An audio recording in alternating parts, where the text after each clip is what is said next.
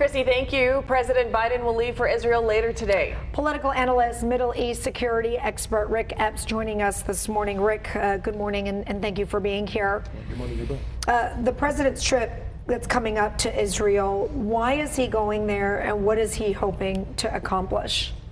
Well, he's got a multifold purpose. The first purpose, obviously, is to show his unwavering support for Israel. That's the first reason. But peripherally to that, he's also there to sort of discuss with Netanyahu and the Israeli government about letting those refugees and the humanitarian crisis that exists in Gaza to slow the tide of aggression so that they are hopefully able to get out. And the third reason, I would argue, is to give a moment of pause to the aggressors.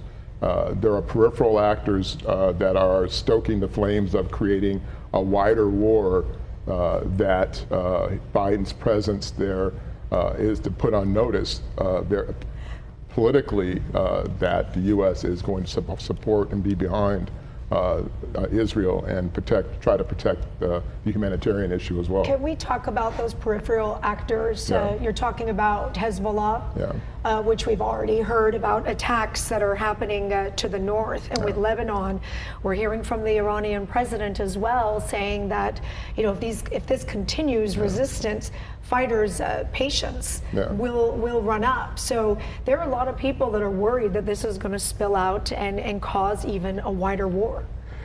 Yeah, particularly when you look at Iran provides $100 million a year approximately to Hamas to govern and wage their proxy wars.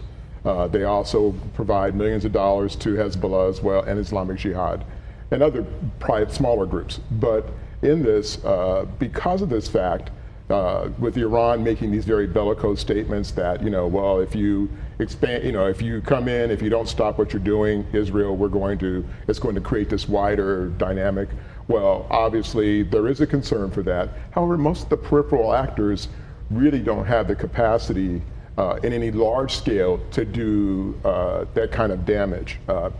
We provide resources to some of those countries, so privately and diplomatically we can squeeze them. We call it coercive diplomacy, but we can squeeze them and impede them. So that's a smaller issue. Iran is a bigger issue, but I would argue that Iran potentially, while making these very strong statements, they would never act directly themselves. The consequences of that would be too high.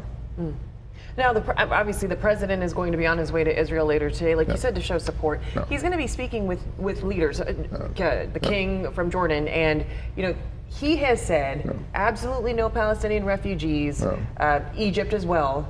And so, do you think the president will have any sway in that? Will he? Because I know they're trying to evacuate the civilians out of the Gaza Strip.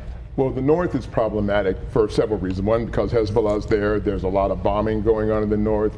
Very difficult to get across the northern border, even if they were going to take them in Lebanon. The southern border is also a problem at the Rafah border crossing for a couple of reasons. One is Egypt has said that they would potentially let them in. Again, they've said this. However, Egypt's also said their national security is of foremost importance. And that they would, if they did, they would have to be to the Sinai Peninsula if it were going to happen. All they've offered are that those who are, there's 500 or 600 U.S. Passport holders that are in Gaza trying to get out.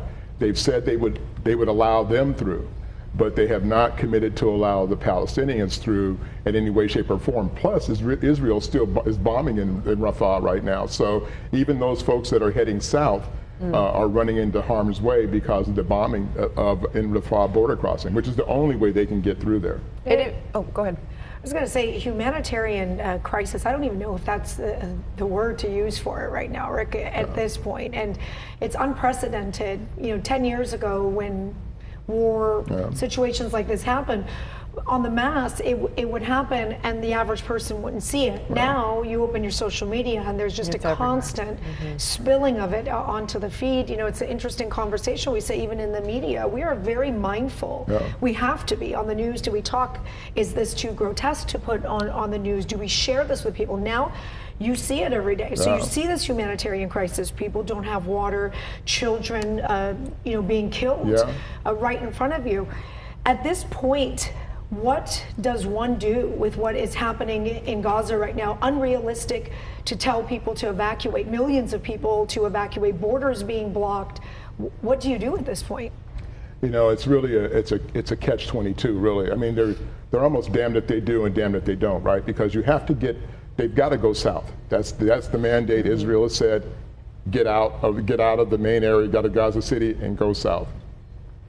So their best bet is still to head south, with the idea that hopefully the United States will be able to sway Egypt to somehow, and with Israel and also the Israeli government, to let those folks cross through Rafah and into the Sinai Peninsula. Because as you said earlier, one of the things that we are really concerned about is this humanitarian atrocity, if you would.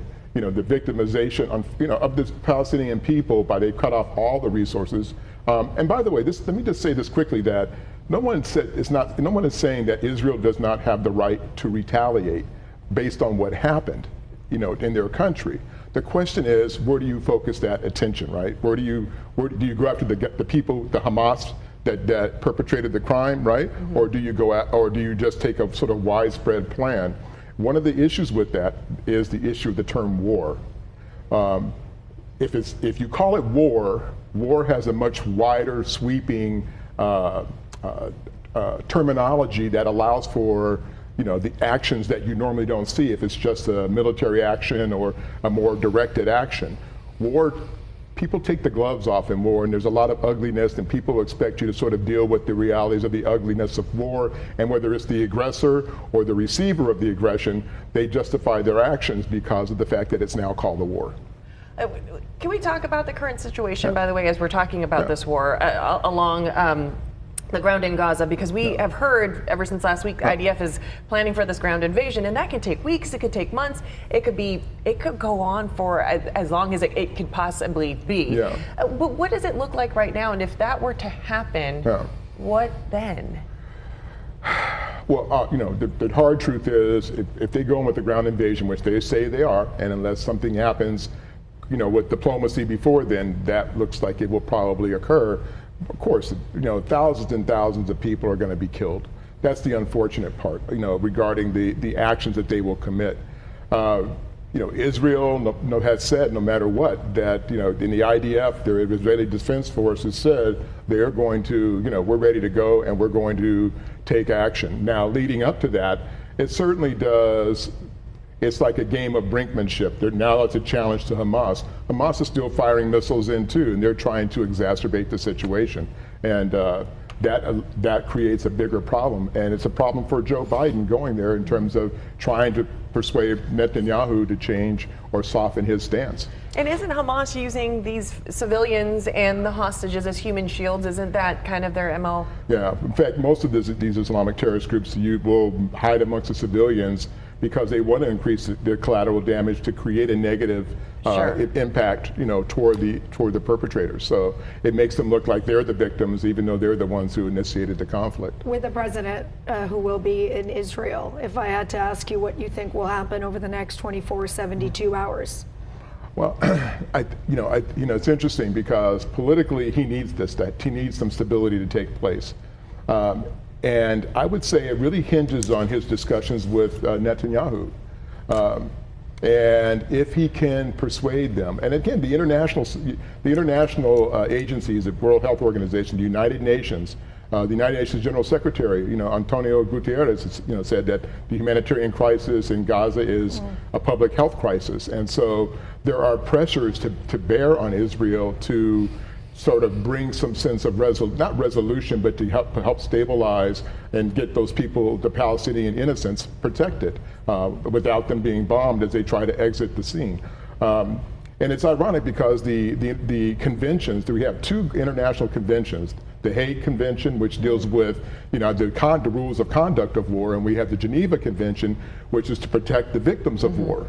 And both times we see in war that people will nobody follows the conventions. It's supposed to be like the gentleman's way of dealing with your adversary, and everybody no one follows the rules. And so that's why we see so much death and carnage. And as you mentioned earlier, the visualization of kids being burned and killed, and people, and it creates an emotional response that justifies the punitive actions that are being taken by both sides. And that's where, that all that imagery, leads to potential dangerous results. Well, we appreciate you coming by to continue this conversation, Rick. Thank you. Thank you. Good to see both of you. And please stay with Fox 5. We'll continue our coverage of the fighting between Israel and Hamas. You can get live updates on air and by downloading the Fox 5 app. We'll be right back.